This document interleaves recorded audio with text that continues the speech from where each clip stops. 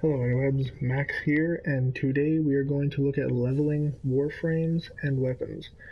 Now, the recent changes, or I guess not so recent anymore, but the changes made to the star system, the map, and a couple of missions that were very famously used, like Draco for leveling, we have to rely on some different things.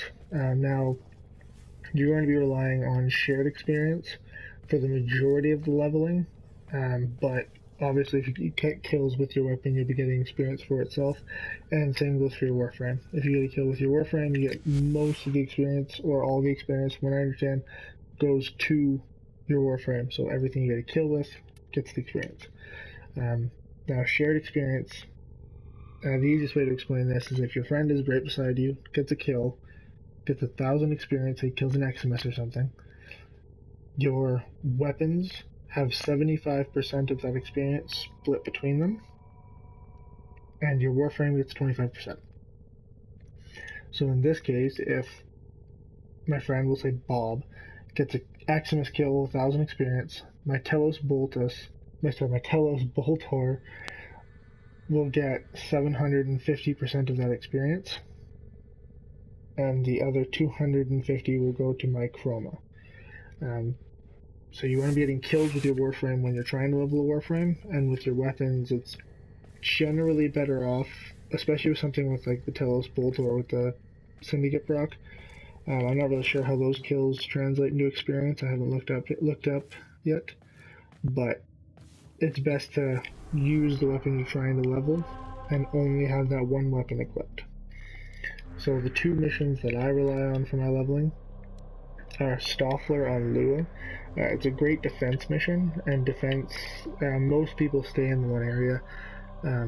Some people sit on the farthest edges of the map, just out of affinity range, and what affinity range is the range at which you can be standing next to somebody and get shared experience, or give them shared experience from your kills. So Lua's Stoffler is a really good defense mission. The defense point moves, as in the other one that I'm going to show you as well, but I mean it works really well. Enemy density is really good. Enemy level is pretty acceptable for a leveling mission. I mean 35 to 40, so if you stay 10 minutes you should have pretty much any weapon leveled to 30, as long as it's the only weapon equipped. If you get a weapon to level 20 in-game from unranked, from 0 to 20, bonus experience will give you to 30. It used to be lower than that, but they changed it. Now, when you're in-game, obviously affinity boosters and stuff like that are going to really help you, but invasions help a lot. If somebody gets invaded by Steel Meridian or Red Veil or any of the syndicates, those things give a ton of experience, and it's just bonus experience. Without double affinity weekend on, I have yet to level a weapon from 0 to air quotes 30 or 20 in 5 waves, but this is by far the most efficient. Usually it takes about 8 to 9 waves to get a weapon to 30 if you're just sitting there. If you're actually using the weapon, 7-8 waves, but you have to stay till 10 anyway, so 10 waves efficiently. Hydron is the other one. This is one I use most often. It's generally on PS4 anyway, the most populated one. We're going to do a little bit of a jump here. I'm going to go in and show you just how this works. Alright, now that we've landed, we're going to take a look at this. So it's a pretty easy defense mission. I mean, you just open as much as you can, and then defend the point. It's very simple. This one isn't as big as the Stofflers, and the point doesn't move as severely. But again, all it does is change the scenery a little bit. This one just moves up and down from that level to this level. It doesn't really change much of the game. The enemies still spawn mainly from this back area over here, and then the upper area there. So as you can see, I'm getting shared experience right now from everybody around me. The symbols beside the name on the right side show that I'm in affinity range, meaning every kill they get is giving me experience. Now obviously me killing enemies is going to give everything that I need for leveling, but again, just stay within affinity range of everybody. sit close to the defense point. It's really hard to fail. I mean, 47,600 health on a defense point for over 30 enemies. Even with a unknifed weapon, you shouldn't really have a problem. If you're ranking a weapon, I would recommend bringing a leveled Warframe. If you're leveling a Warframe, I would recommend bringing leveled weapons just so you have something to rely on just in case. But this is pretty much it. You just sit here for 5, 10 waves, whatever long you need. I usually stay for 10 waves, gets most weapons leveled up to 30, and then we're good to go. So, alright, so we're going to make a little bit of a cut here. I'll come back when my Telos Boltor is fully leveled, because Chrome is going to take a little longer to level, even with effigy and his Dragon Breath. It doesn't really do enough damage to get experience for him, so he won't hit 30 in this round, or in these 10 rounds, but I'll come back when my Telos Boltor is fully leveled, and I'll show you guys what we end up with. Alright, so the beginning around 10, and I just hit level 20.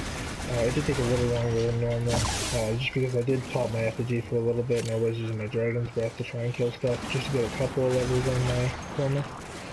But, like I said, within 10 rounds, with this one and Stalker, I just prefer to run this one just because the size of the map, the layout of the map, both of those are just, I prefer it. If you're going to run this with Banshee or something, this is what I would do. Stoffler in the beginning of the first stage just seems a little bit bigger, a little bit more open. If you're trying to level a Warframe, you don't have as much cover, you'll get hit as much. Much less here than you will in Stoffler. So we're going to back out here. I think another thing worth noting is those, I call them affinity balls.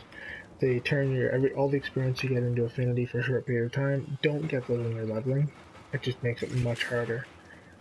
So here we go. We're done here.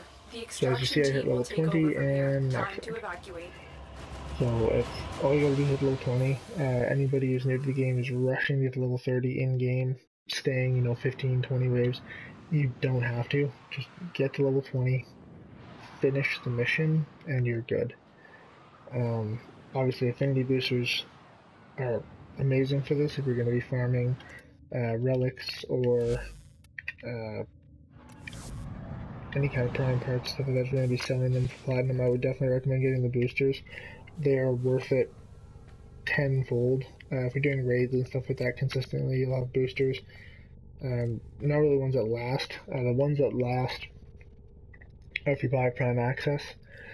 Now, I buy the Prime Access just so I have time with the Warframe, because there's a lot of clan members and stuff that I speak to, and a lot of friends that are new to the game that ask my opinion on a frame before they farm for it, and I'll do the farm with them, and then I'll just sell the Prime parts.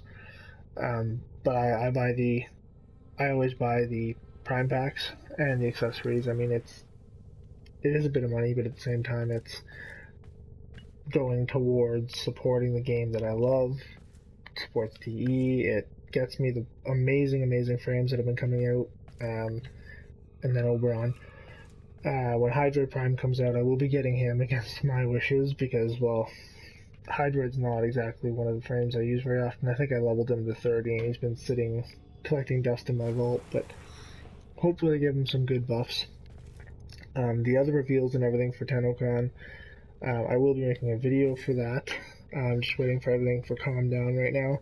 I'm going to do a little bit more analysis on the videos, see what I can find out, and then I'll be posting that. The other video that I'm doing right now is favorite top 10 secondaries to follow up my primaries and melee. But I'm going to hold off on that until after we get the Chains of Harrow update. Again, I'm on PlayStation 4, so we're not going to probably get that till next week at the most at the optimal time, or most optical time. Optimistically, sorry, that's what I'm looking for. Most optimistically, we're going to get it next week. Soon TM, right? But you have to see a little bit of my chroma here, a little bit of leveling. Again, just run with a squad. If you run solo, I find it much harder, especially if you're getting frame kills, weapon kills. You have to take a couple more rounds. Frames are the hardest to level, unless you're running something like Ember, or Nidus, or Saren, there's a ton of damage there for Mesa. Those frames will get a lot of experience because you can use their abilities to kill things and you level up really quickly. But for things like Chroma or Inaros, even Rhino, his stomp does a little bit of damage, his charge does a little bit of damage, but it's not enough to, unless you pile on the power strength and go to a really low level mission, it's really not enough to do anything. So yeah, if you liked the video, press like. If you didn't, press dislike. If you have any suggestions or any other videos you want me to do, put it down in the comment section. If you like these videos you've seen so far, you can hit the subscribe button. I post weekly Warframe right now. I'm hoping to bump that up to 2 a week, and any support, any feedback helps. So thanks, and have a good day.